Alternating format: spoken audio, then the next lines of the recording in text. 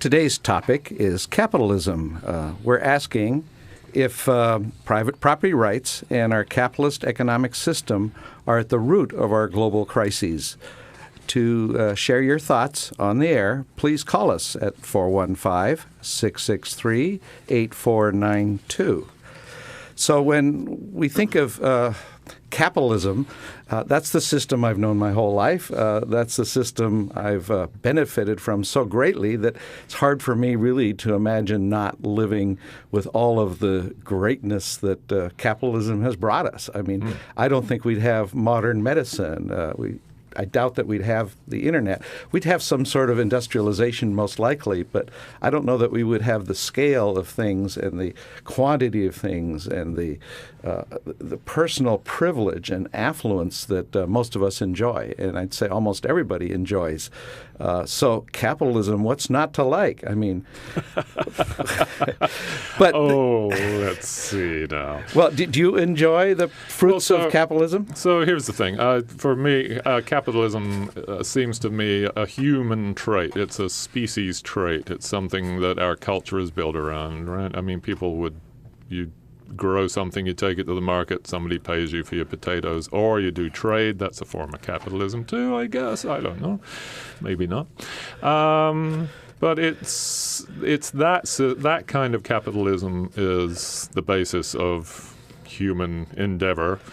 And for sure, it's created all kinds of things. But I think my beef is today's capitalism, where it's just spiraling out of control, where it's predatory, where it's all one person reaping the benefits as much as they can at the cost of who cares what else, right? I mean, they don't care about other people, and that's the deadly face of capitalism that I think we should be talking about. I think we may have a caller. Why don't we invite our caller into the conversation? They're probably calling for pizza. Hello, caller. You're on the air. What's your first name? My name is Vicky, and I'm calling from Marshall. Vicky. Oh, hi, Vicky. Good morning. No, I'm not calling for pizza. Fascinating conversation, and I think Paul was actually going to just make the same point that I was going to make.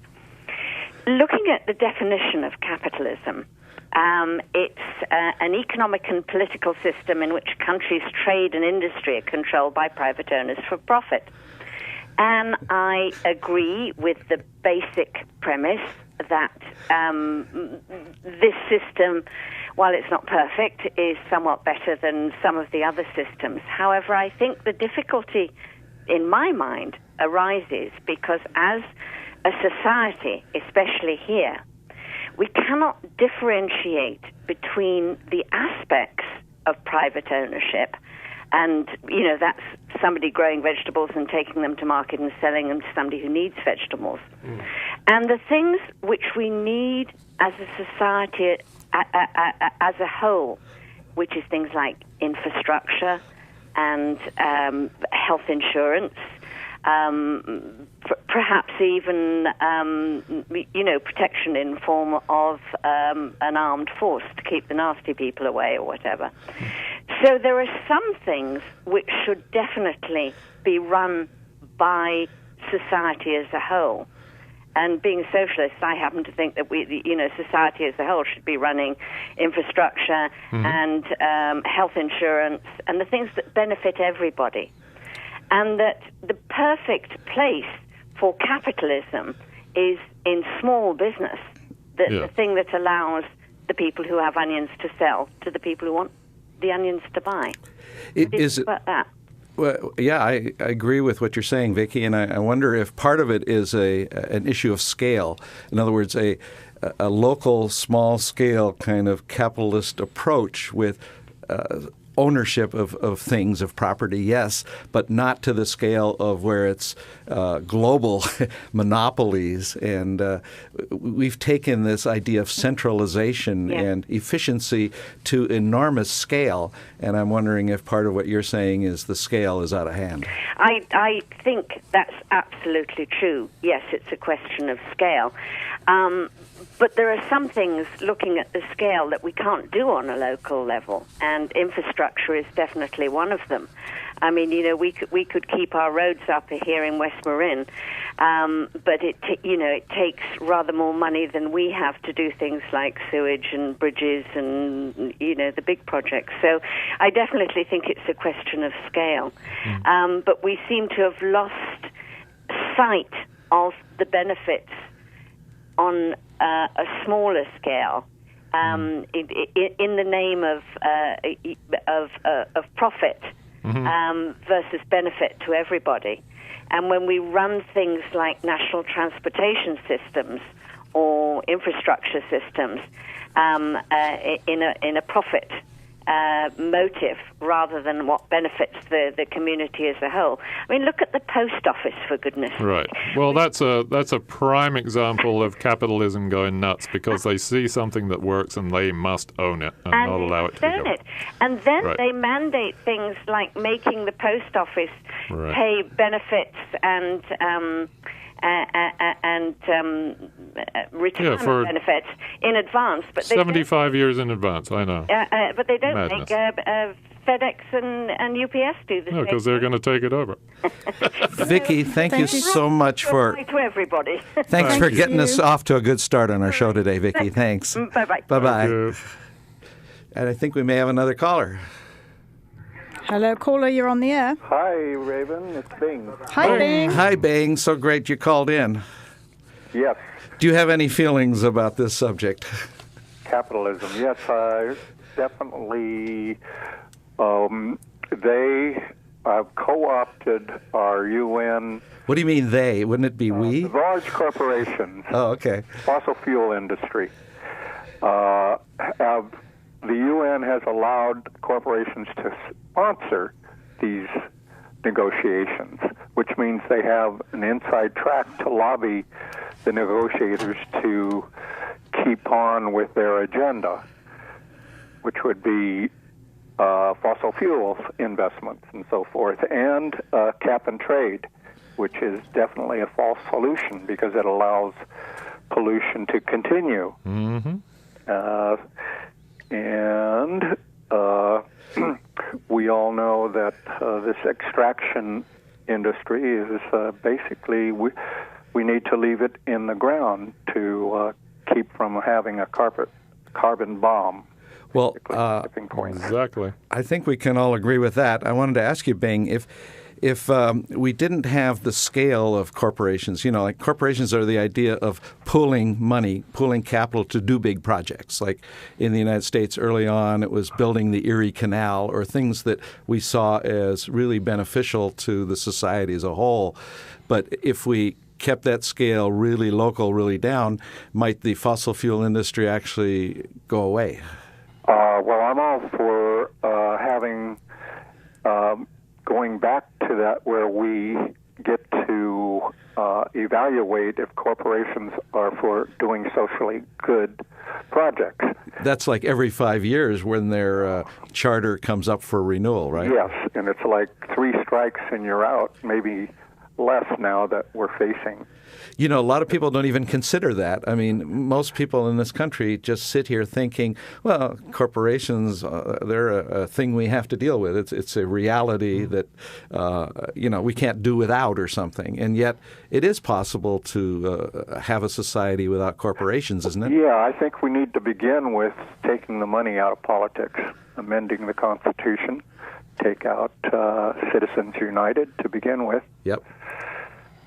Yeah, I mean, I'm certainly with you there. I go much further. I think our Constitution and our Supreme Court and our laws have evolved to protect private property rights above everything else. And that's the wealthy making sure that they can hold on to their wealth and not have to share it. Sure. So I'm not sure I wouldn't amend the Constitution more severely than that. Putting in like a big chunk, which I know you're in favor of, is the rights of nature. Why don't we make that the primacy of what we organize our governance around? Exactly. I totally agree. One thing I noticed, I was listening to the summary of the debates on Democracy Now!, and there was no mention of climate change in the Republican debates. It's appalling. Of course, it's Yeah. a political hot potato, right? And can you imagine if someone even suggested that property rights not be as broad and as they are today? I mean, they'd all freak out, right? Mm-hmm. They already freak out that Bernie is a socialist. Like that's somehow going to ruin the country. And another thing that just came up in the last couple of weeks was the expose on Exxon. They knew 20 years ago that their own scientists were claiming that we were going to run into a climate disruption. Mm-hmm. Yeah, the classic example of a mega corporation going for profit at the expense of everyone else, like the tobacco companies, oil companies, drug companies. When they know that the tests are flawed, they'll still go ahead and do it because we already put a couple of million into this. Exactly, and now is such a pivotal moment because the decisions we make now are going to influence future generations. And Well, then, you're they want governments to run on capitalist principles too, which is not that is not the point of government.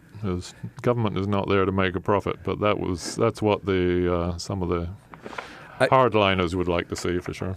I share, Bing, your view of this being a pivotal moment.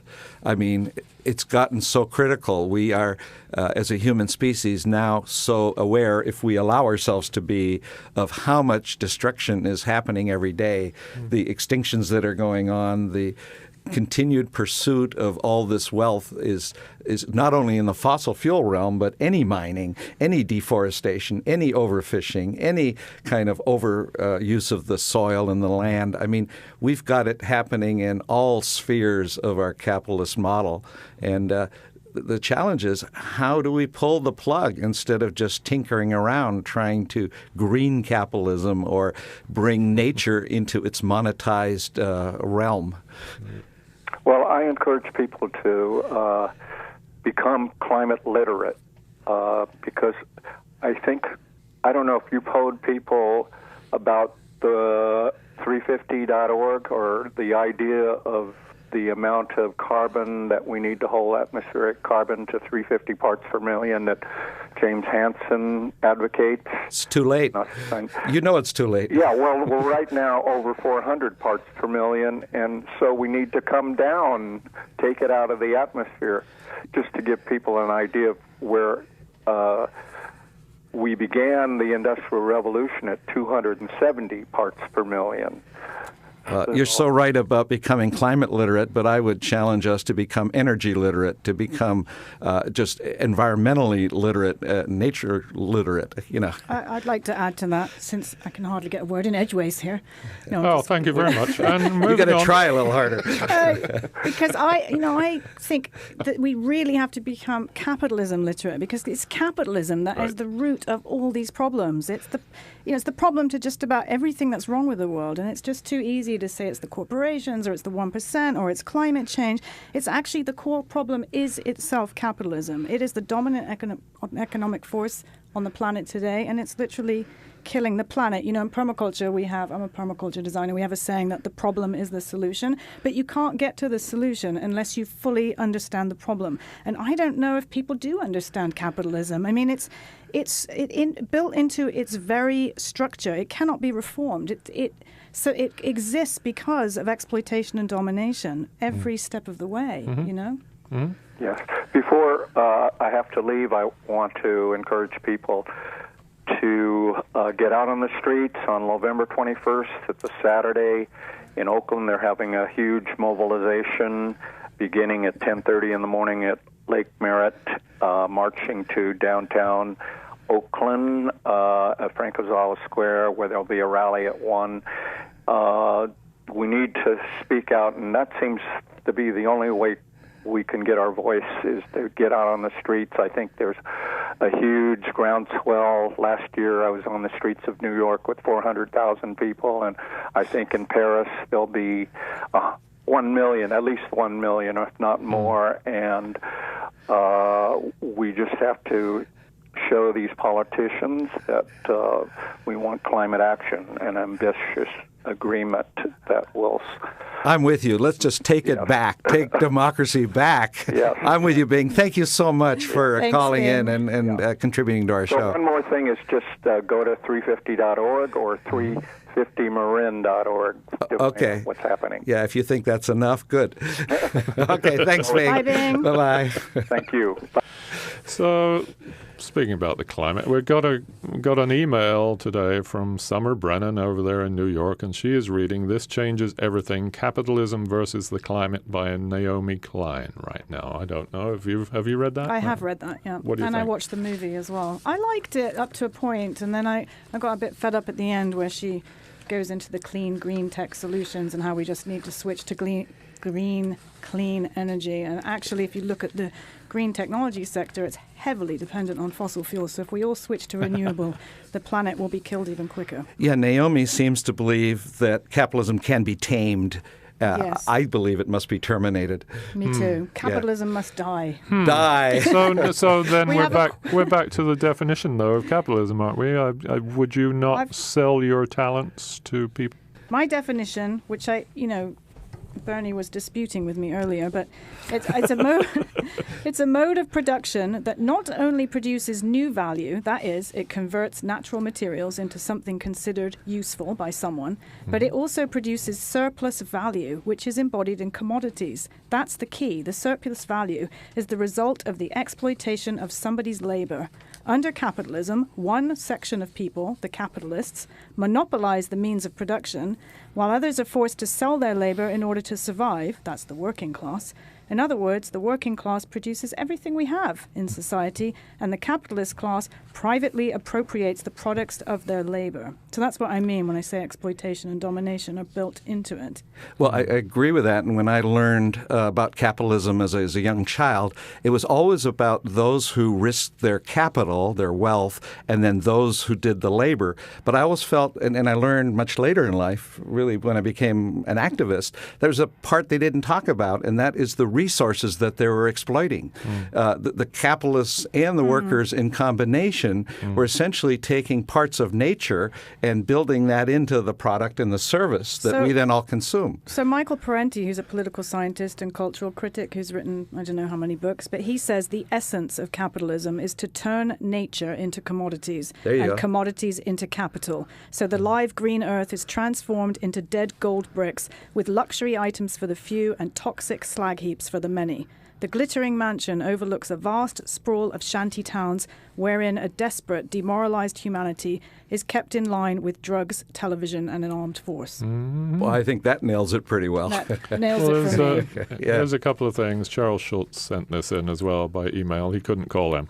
A couple of cultural critics here. Zizek, he said, the core emotion of capitalism is not greed, wanting more, but envy, wanting what someone else has. What do you think about that? I think it's deeper than that. I think the core to capitalism is private property ownership. And it's a question, nobody wants to take away your toothbrush and say this is a collective item. But people owning 100 parcels of land, living in one, and 99 of them collecting rent from other people, I think that's part of the problem. I think when you are sold mineral rights, when you're sold the drilling rights to fossil fuels, that's a part of the problem. And whether it's sold to a corporation or sold to an individual, I think it's a problem because it's selling or giving essentially something that is owned by all of us, not only all people, but all species, and making it available to a few to profit from it and turn it into something that we want to consume.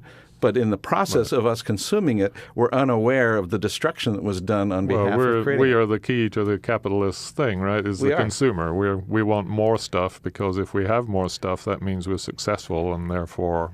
Can you imagine if we stopped watching commercial TV and radio and buying those products such that those advertisers would be wasting their money and instead listened only to KWMR and community radio where... Including this very program, which is Let's Talk, with co-hosts Bernie Stephan, Raven Gray, and I am Paul Raffel. Please call on 415-663-8492 and share with us your thoughts on whether capitalism can be compatible with democracy. And we have another caller, so I'll just put you through. You're on the air, caller. Would you like to tell us your name? Yes, hi. This is Summer Brennan. Summer! Hey, hi, Summer. Hi, Hello, Summer. how are you? I just was listening to the program. I came in a couple minutes late, but I thought it was an interesting coincidence that you guys are talking about this week, because I just started reading This Changes Everything by Naomi Klein. Yep. And I'm only, I thought you guys just mentioned that, I'm only about 130 pages in. So I'll be curious to get to some of the points that you guys were talking about. But I thought one of the most important things about it that's interesting is sort of stressing that it is a structural problem, because I think so often the emphasis is placed on what we as consumers need to do to make up for what the ills and evils of these giant corporations, which is not enough to fix it. So I recommend it to people that are curious. All right. That's good recommendation. Well, I'm so glad Naomi wrote that book. The title, This Changes Everything, and she has credibility because she had called out the future shock and all of that. So people already understood she was a very good thinking person about these problems and warning us about these problems. But as we were saying a moment ago, I'm not sure she would have had a hit on her hands if she called for the abolishment of corporations or the abolishment of capitalism. So I think in some ways she was probably required to stay within bounds of thinking in order to actually reach many people. So, Summer, You may have a point. yeah, I mean, you enjoy capitalism on a daily basis, don't you? Oh gosh, do I personally? Yeah, don't we all? I guess so. It's an interesting concept, because it's hard to take yourself out of the structure that you are born into. Sure. And exist in. I mean, and even just little. I mean, if you're talking about environmental issues, it's hard to. You have to go so out of your way to do the right thing sometimes that it's a lot. It's a lot for people, but. Working with the UN this fall, it's coming up more and more that what's needed is, large-scale structural change if we're going to make a difference. So we'll see if that actually happens. But Well, Summer, at least they're talking about it. Summer, thank you so much for weighing in with your ideas. oh, thanks so much. Okay. Thank you, Bye. Summer. Call again. Bye-bye. Bye-bye. Thank you. Paul, we're talking definitions, and Raven, please. A lot of people, when they say, if you don't like capitalism, well, then it's communism or socialism. So that's always put out there as the alternative, and then you shoot down what's wrong with that system. And in some ways, I kind of agree. In other words, I wouldn't want a communist regime that was highly centralized with big factories using up energy, creating products, even if the ownership of that corporation were more equitably dispersed. Right. But capitalists argue that there's not enough incentive in that system to build those things. But I don't even want the incentive in the socialist world to be to the degree that it benefits humans now at the suffering of future generations and the suffering of other species. I think we should do away with isms. Maybe that's our problem. Too many isms. We have a caller. Hello, caller. You're on the air. Good morning. Good morning. What's your name? Paul Elmore. Hi, Hey, hi, Paul. Oh, Hi. Thanks for calling. I just wanted at a little less theoretical level to indicate that, to me, the problem lies in the language we use, a lot of the problem. That is, I'm the son of a capitalist. My father owned a drugstore in Petaluma. At that time, there were 7 independent drugstores who cooperated because they closed on Sunday. One stayed open to cover the prescription needs for the, covered for the others. There is now basically one drugstore, one giant drugstore in Petaluma and most of Northern California. So the central evil, whether it's capitalism or socialism, seems to me to be centralization. Yes. That is the enemy of democracy. right. And that is chasing the idea of greater efficiency, isn't it? Yes, and that I suspect may turn out to be very spurious. Yes, you get more crop yields for a while, but if you keep doing the kind of large agriculture that is now the fashion, you basically degrade the soil. You're so right. Well, the monoculture, not only in agriculture but in manufacturing, is such that now almost one country will serve the world product XYZ because that's the most efficient. At the cost of shipping it all over the globe. Exactly, but that's not taking into account those other negatives. And the big loser when you pursue efficiency is resilience, because monocultures of all sorts are really at high risk when change happens, like we're going to be experiencing with climate change. Within the next 30 years, yes. Yeah. Boy, Paul, you're so right on the idea of centralization, and that our language is part of what traps us into this system, and we can't see ourselves getting out of it in any way. No, we need another word to talk about what some people call late-stage capitalism. But how about localism? Well, that's the smaller brand. Yeah. Yes. Yeah, see, I'd want to give up on all of the national, global, international. I don't think the UN will ever solve anything because, as Bing was talking about, the UN is driven by corporations. Well, it's driven by companies that are driven by corporations. So clearly it's all about big money. And the only way they talk about trying to distribute wealth is the rich countries have to give money to the poor countries so they can go directly to clean energy and not do any damage, and it's all perverse. Well, India is trying to modernize, and they basically, the one source of energy they have, besides hydroelectric, is coal. They have huge reserves of coal, and they're building more and more coal electrical plants. Yeah. Well, yeah, and we're seeing how India becoming more capitalist is actually becoming more centralized, so that these individual subsistence farmers are having to move to the cities to get off the land because Monsanto's going to run the land now. Sure. The only point I really thank you, Paul. To make with what other people are saying. Excellent point, Paul. Much. Thanks so much. Thank you, Paul. Okay. Bye-bye.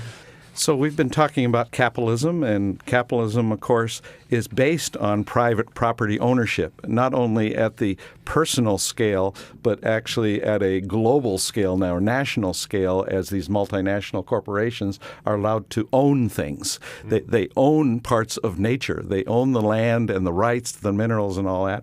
And it was also something that was really seen as a big positive for pooling investments, because if we didn't have corporations and capitalism, it'd be individual scale projects, which would be small. And if you ever want to, as a human society, take on a big project, you need a way to pool your resources. So that's always been a benefit. And it's also been a big benefit in terms of generating trade. This idea of different countries, different groups, different cultures being more expert and building something better than anybody else, and then having a surplus and being able to trade it to what other people have specialized in. That's a very attractive thing. This trade thing has indeed gone around the world now, such that we enjoy bananas, coffee, and chocolate. Yes, but capitalism isn't about the free trade of goods and services. That sounds very nice in theory, but it has nothing to do with fair share. It's not about a level playing field. It's about one thing and one thing only, and that is to maximize profits for the 1%. That's right. And every time someone for the stockholders. Yes, or the 0.1, well, whoever they are. Well, some of us are stockholders. I mean, the 1%, you're right, really control it. They're Most the of the people stock. who really benefit, I know, Bernie. I and, know. You know, and any time somebody makes a profit, you too, in your stock market, somebody else is suffering. Somebody is, it's at the expense of somebody else. There isn't any economic justice. And that's why we had the Occupy Wall Street movement. Yeah, no, I agree. I mean, I think that system is a hierarchical system, that those at the bottom will always be at the bottom. And our ideals of a democracy where everyone has an equal chance, that by the way the system works is always going to be disrupted, because those at the top will never voluntarily give up their power. Mm-hmm. Let me change the view a little bit to some other cultures, because I don't think it's a human flaw. See, people talk about greed, envy, various things that are human frailties, but then that's in our culture. I know there are indigenous cultures where people don't own the land. Mm-hmm. They may own their teepee or their hut and everything in it, but they never own a piece that somebody else has to rent from them. In fact, if they hoard, like they come back from a hunt and they've got a lot of meat and they hoard, the rest of the village, the rest of the culture shames them. Yeah. It's immoral. So it's more about cooperatively sustaining the village, sustaining ultimately the species. And we've lost sight of that. We have philanthropy, we have nonprofit corporations, but somehow they're not enough to counter what Raven was talking about, which is that nature of when you're powerful and you control things to want to maximize the profit. In fact, you're right. I mean, corporations' main job on behalf of the stockholders is to maximize their profits. That's all they're legally required to do, right? Well, that's what. Meantime, they're destroying the land base upon which all life forms depend. Some people have argued that there's a form of B corporation that could be formed, which is also for benefit of the community in addition to maximizing, so that legally they would have a defense to not just maximize their profits for their shareholders, but meet another goal. For me, that's a noble thing, but it won't stop Exxon and Shell from doing what they do. But so you're talking about private property rights going back to the start of agrarianism back in, 7,000 years ago, and when people started farming instead of being hunter-gatherers? Maybe I am. But what I think about mostly is that this national sovereignty comes from the divine right of kings to own and rule a certain portion of the planet. And so when we had the feudal system where the lord, where the king, where the duke, the whatever, really owned everything and could take what they wanted and assign what they wanted. And see, they put that into some kind of a divine context, like God wanted it. Sure, yeah. And I think that when those Europeans came to North America, at the time, territories were owned by First Nations. They were owned by tribes, but not individuals. And I think when we impose that feudal concept of individuals owning things, that's where I think we made the wrong turn. You don't forget patriarchy and all of that, because women were owned by men up until fairly recently in history. That's a good idea. Can we start that? Oh, wait, already did.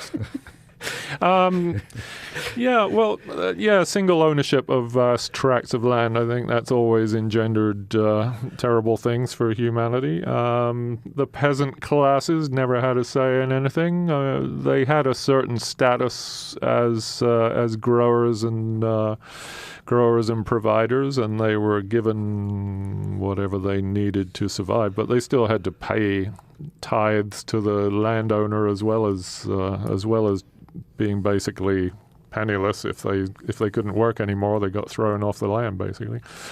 And the corporations are carrying that on, you're saying? Yeah, and I'm saying because the corporations now have the means of production and all, we wind up protecting them with military when they go take resources in other areas where the people are trying to interfere, and these corporations accessing it in the only method and model they know, buying their way in, and they meet resistance. Well, then, of course, those are terrorists, and we've got to send our military. And so police are there to keep the workers in line. The military are there to keep other countries from interfering with our corporations, having the rights to all the things that they believe the rights. And I think these things are all the negative consequences of having capitalism, at least capitalism in that scale. I don't want to condemn capitalism alone, except that I think that's the term we use for our dominant paradigm, which includes all these other things.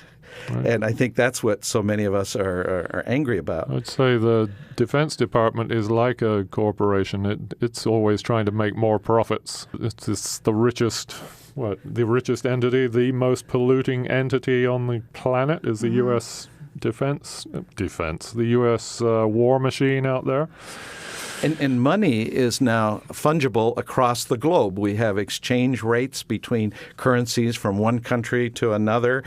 We fight over the fact that the U.S. dollar is the standard currency for buying oil contracts and oil.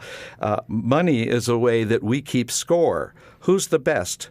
who's on top, who do I report Sure. to, who do I get to bully around. It's always based on who has the most money. Who's got the most and then stuff. is it any wonder that money is in our political system? And I think any effort to try to get our existing system to bring democracy back by putting rules in place to lessen the influence of money, I think is misguided. I think money, as long as we need money in all of our lives, all of us are dependent on having money to get the things we need to survive, both our shelter, our food, our ability, to have clothes, etc. Pretty much relies on money these days. And those things, as long as money is the main criteria for everything, I think votes will always be bought. Sure. So there's an article in the Point Raised Light this week by a book review by Herb Cutchins that he sent to me. He's doing a review of Robert Reich's new book, Saving Capitalism, yes. And he's talking about stakeholder capitalism instead of shareholder capitalism. I guess that means that the workers in the actual corporations have a share in what's going on. So this sort of cooperative capitalism that's been happening in South America and elsewhere in Spain. Yeah, definitely a lot of attempts to have more worker control. And I think that's fair. I think that's in the right direction. But like I said, when I grew up and they talked about capitalism, no one ever mentioned the resources of the planet. Sure, no. They always talked about just capital versus labor. And I think that if we buy into that paradigm of what's equitable between the labor and the capital, we're missing a key ingredient of the whole thing. All right. Okay, we have a caller. Hello, caller, you're on the air. Hey, my name is Stephen. Hi, Stephen. Hi, Stephen. I've got a question first to start out. Do any of you guys have a mutual fund or a retirement fund? No. Yes. None Yes. of those? No, I have one. Ernie does. Okay, Ernie. The mutual funds and the retirement accounts and all that stuff, these people, if you look and see who owns the businesses, a lot of that is owned by these funds. But there is a separation between the ownership of a fund or a business and who controls the business. So I think we need to recognize that for one thing. So the ownership in terms of being a minority stockholder versus the CEO and his whole team running it, there's a huge difference there. There's a huge difference. You're right. And because there's always some block of shareholders that actually control who the CEO is, and most shareholders like us, the average person, our votes don't add up to enough. Well, labor unions, for example, have huge retirement funds that are owners of all the major companies in the world.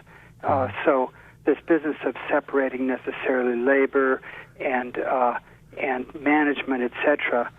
There is a fine line between all that because labor unions want to benefit from the success of the companies as well. Sure. Well, that's labor playing into the hands of their bosses, or the unions became more corporate than the corporations, or as corporate. Well, right, and they're trying to make profits instead of just trying to do what they were set up to do, which is to provide care for the workers and bargaining power and all that sort of stuff. Now they've become mini corporations owning funds, right? Basically, is that Well, I'll true? argue a moment. I think the need for unions to be strong to stand up against the ownership was there. But Sure. rather than making the union stronger, I would prefer to make the corporations weaker. In other words, I think there needs to be some parity to have some rights for the workers Well, I guess, on a par. yeah. And government used to stand behind the unions to allow them to form, and more and more, mostly under Republican leadership, they're taking that power away. Well, they're all communists. can I put in a word here? Of course. I think when you're talking about capitalism, I think you have to separate it onto two different levels. Yeah. On the one, you've got this personal, the small level. I think, scale is really important. Mom and pop want to own a little corner grocery store. They Yeah. borrow money from their family, and they open it up, and they try to make money. You can call that capitalism on one level. Yeah, sure. And then on scale-wise, then you have Shell Oil and et cetera, who are huge mega corporations that are international and have something to finger in a lot of pots. I mean, those are the two extremes. Yes. Yeah, and you're right to point that out. I mean, we've talked about that the word capitalism has so many related concepts to it. And this idea of scale and centralized, powerful, monoculture kind of ownership is where the real problems take place. Because capitalism is supposed to be about free trade and the free market, and how can they possibly compete? How can a mom and pop shop possibly compete with a big corporation? Well, they're competing with the corner store down the street.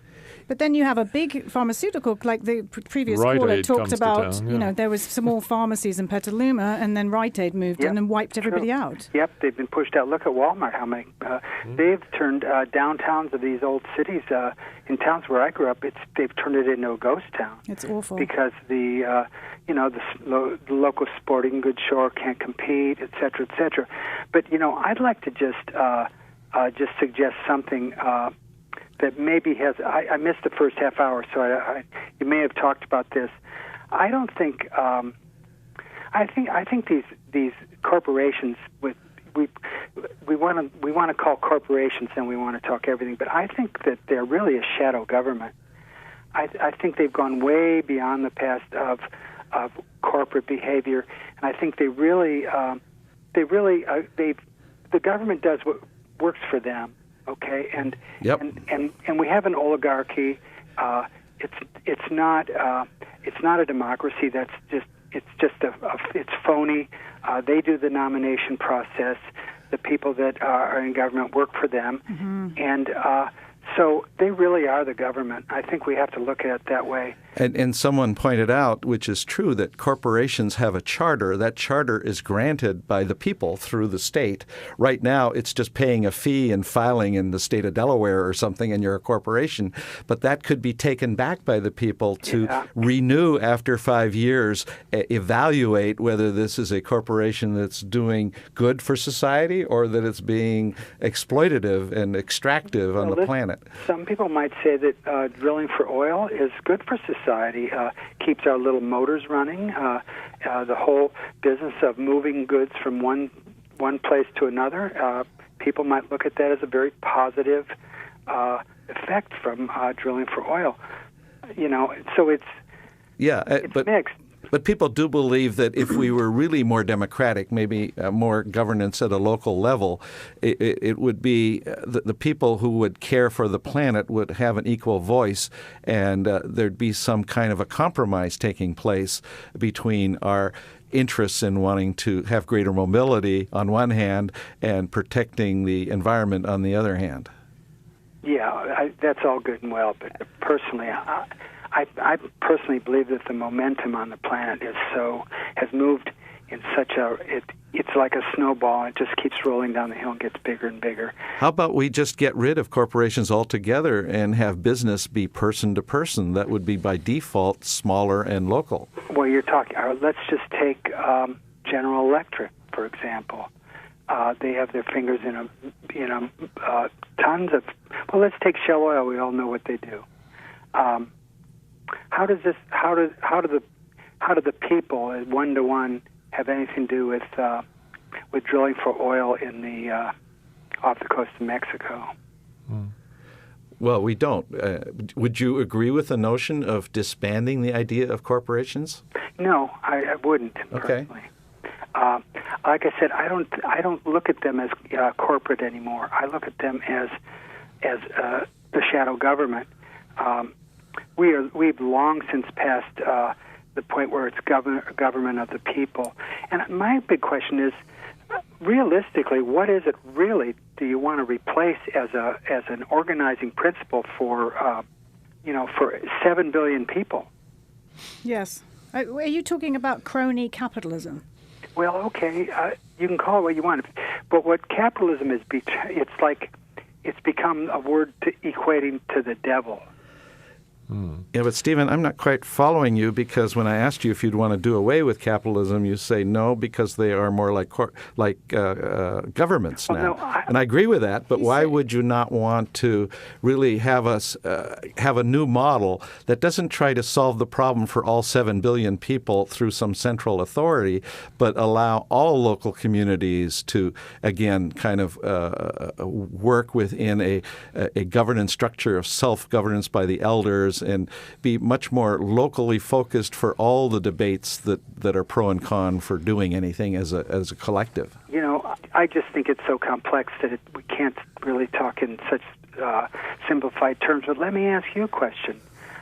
What's this blind faith you have in the elders making such a smart decision? Well, I'm not sure they would always make smart decisions, but I'd rather have the diversity of, like in North America, when the Europeans came, I understand there were maybe 500 or so First Nations, and these tribes, these nations, each spoke different languages, each had different ideas, and none of them were perfect, and there was fighting between them on the borders for resources and stuff.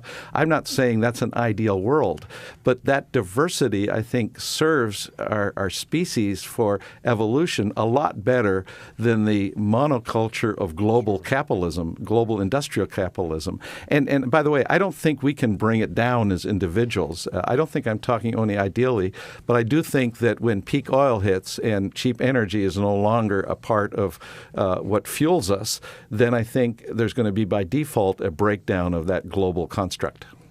My own personal view, and I don't want to take up all the time, but is that when the system breaks down, and it's going to, I think there's going to be mass starvation. There's going to be war against each other. There's going to be riots. We're going to be battle each other for resources. I think it's going to be a very dark day, because when the consumer society ceases to be, then all those people that are dependent on jobs for that consumer society, and I don't believe that it's good for the planet, but I see that when this falls apart, if you want the consumer society to end, which I would like to see, but I think the repercussions are so dramatic. Heck, if the unemployment goes from 5% to 7%, everybody starts going crazy. Yeah. What happens if it goes to 90%? Right. Stephen, you're making a lot of excellent points, and I hope you'll call again, because we love having this kind of a discussion. So, okay, I'm off. Thanks for your contribution, Steve. Yep. Bye-bye. So let me offer that if we're not going to have the kind of capitalist competition, but resort more to cooperation, one of the things that might look like is KWMR. Last week we had the pledge drive, and the goal for the station was $50,000. What a segue. And we raised just over $40,000, so we fell a little short. And there still is an opportunity for those of you who missed out last week. And by the way, our show was given a goal of $500, and we exceeded that.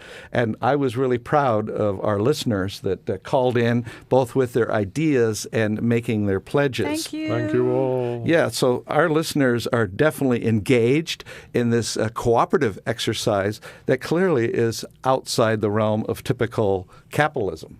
But maybe we have one more call. Hello, caller. You're on the air. Hey, is it me? Yes, Yes. it is. Oh, great. Hey, you guys, it's Paula Pratt calling in. How are you today? Hey, hi, Hey, Paula. Paula. Hey, great show. I just wanted to let you know that I was listening to your show today, and as I was listening to your show, I was kind of looking over some news on the internet, and I come by a quote from Bill Gates. Only socialism can save the climate. Wow. The private sector is inept. So there's a whole article that's on this. I haven't read it yet, but I just thought it was kind of a timely headline to share on your show today. That's very interesting, coming from one of our key modern capitalists. Was it the Bill Gates? Or See, Bill Gates, there's his picture. Well, Bill Gates Foundation, he and Melinda have been working on a lot of fronts. I mean, some of it's education and some of it's agriculture. But where I get most upset with what they're doing is they're promoting this idea of the GMO kind of agriculture being superior, and that's what's going to feed the world. And I think that's a very destructive force that they invest in. Indeed. Absolutely. I didn't know that they were Monsanto or GMO. Oh, yeah. Oh, yeah. Definitely. They're big time in league with Monsanto in the third world. If you've made all your money in technology, modern technology, you tend to look to technology for the solutions. And in some ways, I think we've gone too far on the technological Wait, are you wearing your cell phone in your pocket? I do. I'm guilty. I'm addicted. I wonder what Bill Gates really means by socialism. Yes, there's a question. Well, yeah, that's a good question. There's a question. I don't know. Post Carbon Institute is the one that posted the article. Uh-huh. I would love it if the Gates Foundation would consider really investing in studying how we bring an end to this destruction that is happening in our industrial society. I mean, if he turned his billions in that direction, I think that could do some good. I'm just afraid that he's more technology is the answer rather than no technology or more or appropriate technology. Yeah. Are you a captain of industry, Paula? I'm sorry? Are you a captain of industry? Captain of industry meaning? I'm kidding you. Well, you know, I used to be an industry economic development consultant. Oh, so you participated in this game? I sure did, but Bernie, after taking a 2003 permaculture course with Penny Livingston and Brock Dolman, my career was over within 9 months. So, again, another word for permaculture as being a direction that takes us out of the capitalist model and gets us closer to the land and nature. And regeneration. And you see ways of bringing that learning from permaculture into our business world? Well, I tried, and I was doing cluster economics, so you get the whole system, the private-public within any kind of industry, aerospace, petroleum, tourism, agriculture, whatever it is. And so the clustering model itself, getting the whole system to get together to share their resources and be more efficient and effective, was all great concepts, but it was to compete globally better, to compete on the regional level, to be more competitive globally. So that didn't work. And what was happening at the time was they were trying to figure out, the clustering field across the world. That modality of economics was trying to figure out how to sustain unsustainable clusters. So I went into finding industry leaders who were doing sustainable industry development and to create sustainable industries. And it wasn't there. The money wasn't there. And the platform wasn't there, unfortunately, and still really isn't there. Sustainability isn't in their core values as corporations, other than sustainability of the assets of the corporation, but not human species sustainability. The sustainability, they were trying to sustain the unsustainable industries. And I understood from taking this 2-week permaculture course that we needed to create sustainable industries and sustain sustainable industries, but we first needed to convert the entire industry sector across the board. All industries needed to become sustainable. Excellent way for us to end it, Paula. Sorry to cut you short, but thanks so much for calling in. Thank you, Paula. Thank you, Paula. Thanks so much. You're offering such a huge service and conversation and platform for our community. We appreciate that, and I want to thank our listeners and our callers today for their participation. All of you were great, and I hope you'll tune in every Thursday at 11 because your voice really does matter.